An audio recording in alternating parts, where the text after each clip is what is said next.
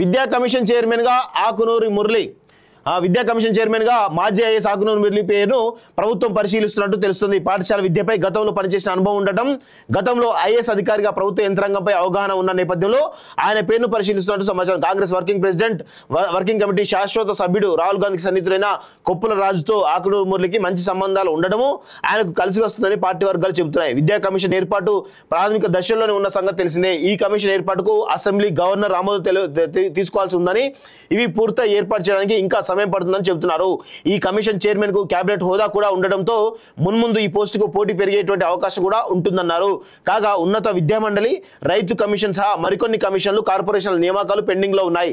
వివిధ కార్పొరేషన్ కమిషన్లో ఇటీవల 36 మంది నియామకం పూర్తయిన సంగతి తెలిసిందే. మిగిలిన నామినేటెడ్ నియామకాలపైన కసరత్తు జరుగుతుంది. ఈ నియామకాలపైన త్వరలోనే అధిష్టానంతో సీఎం రేవంత్ రెడ్డి చర్చించి అనుమతులు తీసుకున్నట్లు పార్టీ వర్గాలు ప్రచారం జరుగుతూ ఉంది.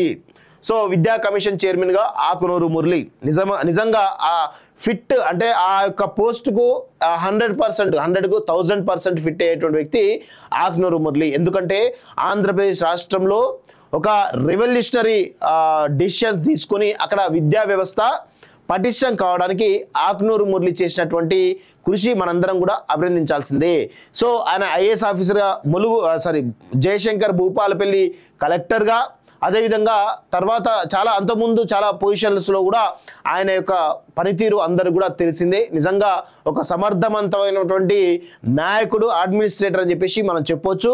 సో ఆ పోస్ట్కి ఆయన ఫిట్ అని చెప్పేసి మనం చెప్పొచ్చు. దయచేసి ఎక్కువ డిలే చేయకుండా ఇమ్మీడియట్గా ఆ యొక్క కమిషన్ను నియమించి దానికి ఆకునూరి మురళి కనుక చైర్మన్ చేస్తే కొంత విద్యా వ్యవస్థ కొంత గాడిలో పడేటువంటి అవకాశం అయితే ఉంటుంది. ఆ దిశగా రేవంత్ రెడ్డి ప్రభుత్వం కొంత దూకుడుగా ముందుకు పోవాల్సినటువంటి అవసరం అయితే కనబడతా ఉంది.